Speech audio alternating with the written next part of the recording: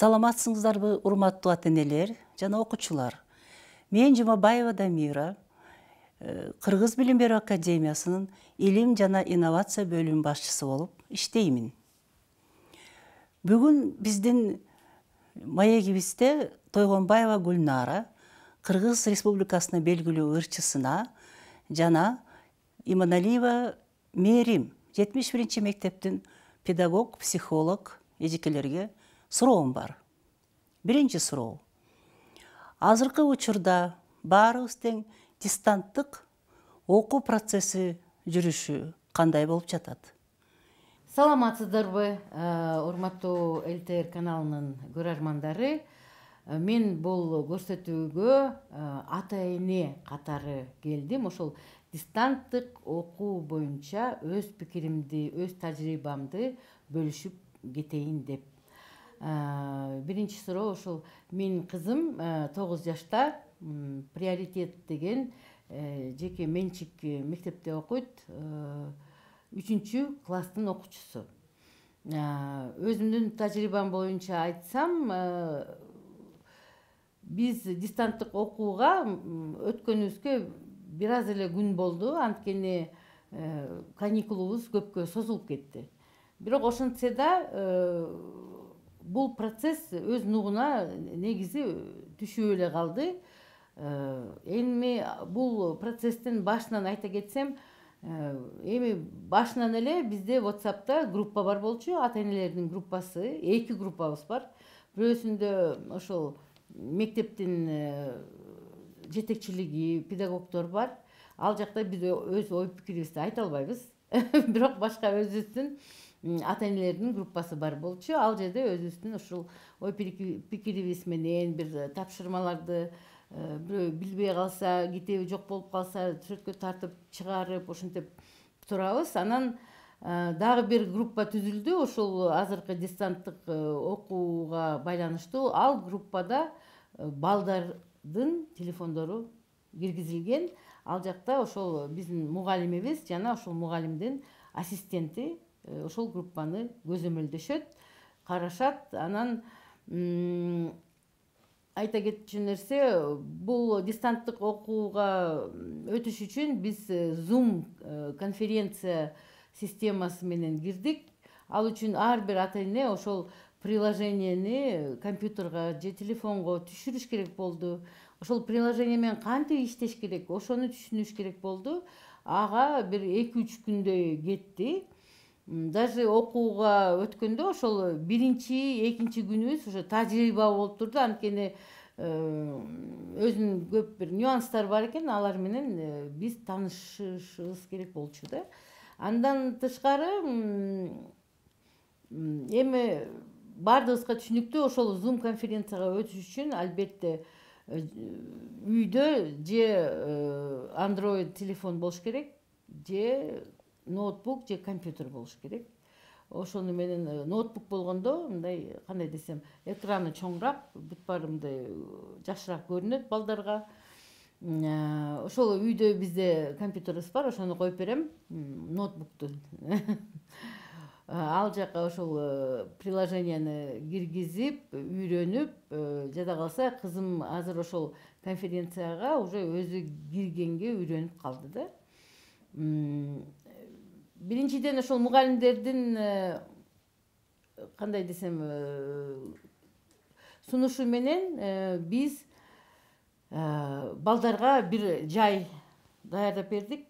Стол, удобный отургуч, ошол компьютер кое турган жер же телефон кое турган жер, дептерлери, ручкалары баардыгын ошол бир рабочее пространство деп коет, ошону даярдадык.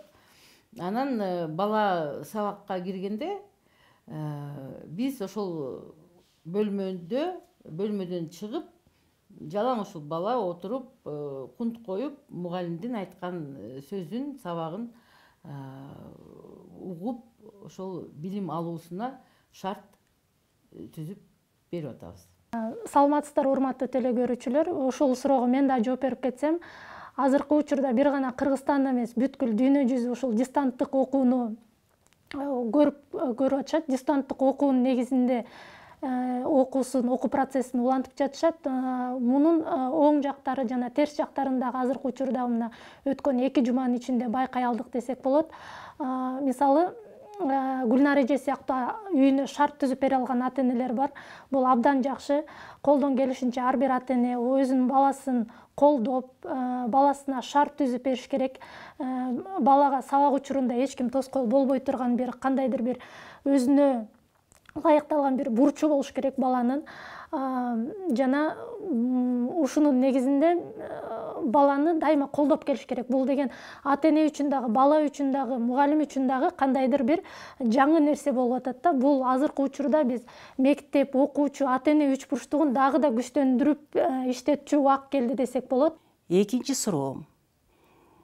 Үй бүлөдө ата-энелер дистанттык окуу процессинде өздөрүн кандай алып жүрүш керек? Айрыкча апалар жана энелер. Эгерде үйүңүздөрдө балага мындай телефон жок же телевизор жок, кандайдыр бир окуу үчүн шарт түзүп бере албай жатсаңыздар, сөзсүз түрдө класс жетекчиси менен, мектеп администрациясы менен бир байланышып, өзүңүздүн шартыңыздарды түшүндүрсөңүздөр жакшы болот. Ошонун негизинде мектеп администрациясы жана мугалимдер сиз үчүн, сиздин балаңыз үчүн атайын бир тапшырмаларды иштеп чыгат.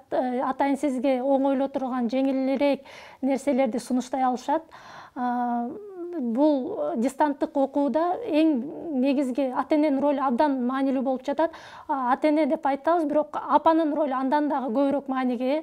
Бир мисал, бир үч бурчтукту элестете турган болсок, эң үч бурчтуктун башында апа болуш керек. Апанын маанайы канчалык жакшы болсо, апанын энергиясы канчалык көп болсо, ал үч бурчтуктун экинчи бөлүгү болгон атага өз таасирин тийгизет. Качан гана ата менен апа өзүнүн энергияга бай болуп, маанайлары жакшы болгондо, үч бурчтуктун астында болгон балдарыбызга дагы ошол энергияны, ошол жакшы маанайды өткөзүп бере алабыз. Үчүнчү суроом. Дистанттык окуу процессинде баланын мүнөзү өзгөрдүбү же өзгөргөн жокпу? Мен өз кызымдын мисалында пикиримди айтсам, азыркы балдар албетте ошол жаңы технологияларга, компьютер, телефондорго жакын, мына кичинекейинен эле көрүшөт, билишет. Бирок азыркы кезде ошол WhatsApp, Zoom деген приложениялар менен кантип иштеш керек экен, кандай мүмкүнчүлүктөрү бар экенин көбүн уже билип алды да, мисалы. Ал жагынан көп деле кыйынчылык жок. Кыйынчылык болгону ошол интернет баягы ас болуп калганда, кичине замыкание болуп калат, кичине сүйлөгөндөр, ошо эжекелердин айткандары кичине тормоз болуп келип калат. Ошолор эле болбосо, негизи биздин мугалимдер аябай күчтүү мугалимдер, алар деле ар бир баланын мүмкүнчүлүгүн билет. Ошол мүмкүнчүлүгүнө карата бир суроо берет, тапшырма берет, бир моменттерге акцент жасашат. Бирок эң жакшы жери бул балдар мектеп программасынан артта калышпайт. Бул дистанттык окуу менен жөнөкөй мектепке барып окуунун ортосунда аябай чоң айырма болгондой эле, бул дистанттык окуу, үйдө окуу бул балага дагы терс таасирин тийгизиши мүмкүн. Бала, окуучу бала мындай физикалык жактан чуркап, ээн эркин жүргөнгө, өзүнүн мындай достору менен баарлашууга көнүп калган бала бир 4 дубалдын ортосунда кысылып, өзүнчө бир стресске дагы кириши мүмкүн. Мындай учурларда балдарды көбүрөөк достору менен сүйлөшүшүнө, ошол эле WhatsApp аркылуу, Zoom аркылуу достору менен баарлашуусуна, бир гана тапшырмалардын негизинде эмес, мындай өз ара личный суроолор болот го жаштардын арасында, окуучулардын арасында, ошондой темаларда дагы баарлашуусуна мүмкүнчүлүк түзүп бериш керек. Төртүнчү суроом. Бүгүнкү биздин ата-энелерибиз техникалык приложенияларды, то есть телефондук приложенияларды үйрөнүшү зарылбы же зарыл эмеспи? Ал суроого мен ой пикирим, ал приложениялар менен иштегенди билип жүргөн болсоңуз эң жакшы, билбеген болсоңуз бул сиз үчүн бир сонун мүмкүнчүлүк, баягы нет предела совершенству дегендей да. Андай нерселерди деле билип алсаңыз эч минусу болбойт. Мен бул суроодо да Гүлнар эжеге кошулам толук түрдө. Бул Гүлнар эже айтканы бул биринчи жагы деп айтсак болот. Биринчи медалдын бир бети деп. Экинчи бети сиз бул приложенияларды балаңыз кандай приложение колдонуп атат, кайсы программа менен иш алып барып атканын үйрөнүп алсаңыз, балаңыздын интернетте ошол телефондо сабак окуп атат демиш болуп башка нерселерди кылып кылбай жатканын дагы контролдой аласыз. Жана бул мындай карантин бир гана мындай өзүбүздү бир үйдө камалып отуруу эмес, өзүбүздү өнүктүрүү деп билсек болот. Жана өнүктүрүүнү биринчи ушул дистанттык окууну шылтоо кылып, ар кандай приложенияларды, ар кандай жаңы нерселерди үйрөнүүгө колдонсок болот. Эң туура, мен толугу менен кошулам. Акыркы суроо. Балдарыбыз ар кандай үй бүлөлөрүбүз бар биздин коомубузда.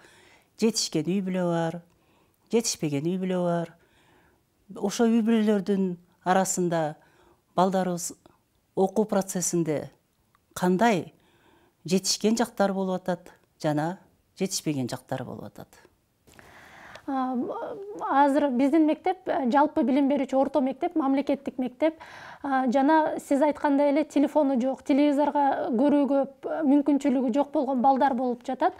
Андай балдар менен башында айтып кеткендей эле ата-эне өз шартын мектепке же класс жетекчиге сөзсүз түрдө билдирсе жакшы болот. Ошондо окуучуларга тапшырмалар берилип, жана тапшырма күнүмдүк эмес, узун мөөнөттүк тапшырмалар берилип жатат.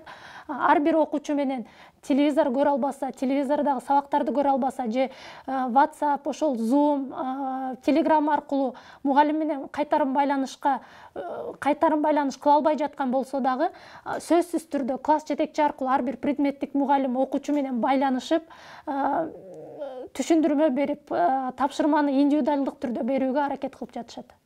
Ооба, андай ситуациялар деле болот. Мен деле кызым менен ошол бир маселени чыгарып атканда түшүнбөй калса, бир айтам, эки айтам, үчүнчү жолу айтканда түшүнбөсө, мен деле мындай чырт-пырт болуп кетем. Андай ничего страшного дегендей.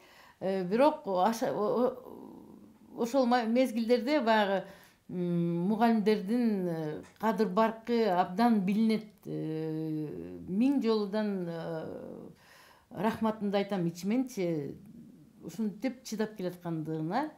Ошондуктан ата-энелер, урматтуу ата-энелер, чыдамдуу бололу.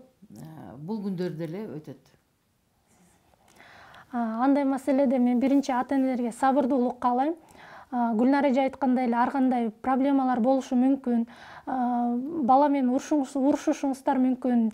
Сабак окуп айтат деп бири-бириңиздерди таарынтышыңыздар да мүмкүн. Бирок сөзсүз түрдө таарынткандан кийин балаңызды кучактап, балам, мен сени жакшы көрөм, мен сени дайыма аркаңдамын, сен бул ишти аткара аласың, экөөбүз бирдикте буну жеңе алабыз деп айтууңуздарды сунуштайм. Анткени карантин бүтөт, 30-ында болбосо майда бүтөт.